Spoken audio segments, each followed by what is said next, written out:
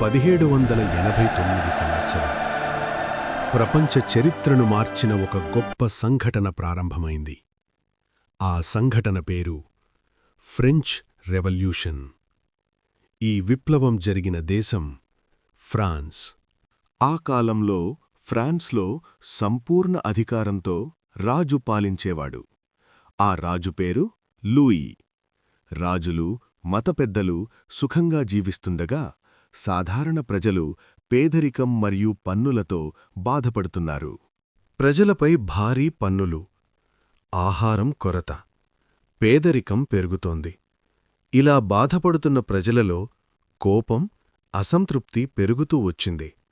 1789 July 14న ప్రజలు కలిసి ఒక గొప్ప తిరుగుబాటు ప్రారంభించారు. వారు దాడి చేసిన కోట పేరు బాస్టిల్. ఈ సంఘటనని ఫ్రెంచ్ విప్లవం ప్రారంభంగా భావిస్తారు. విప్లవకారులు 3 గొప్ప మాటలు చెప్పారు: లిబర్టీ, ఫ్రీడమ్, స్వేచ్ఛ; ఈక్వాలిటీ, సమానత్వం; ఫ్రెటర్నిటీ, సోదరభావం.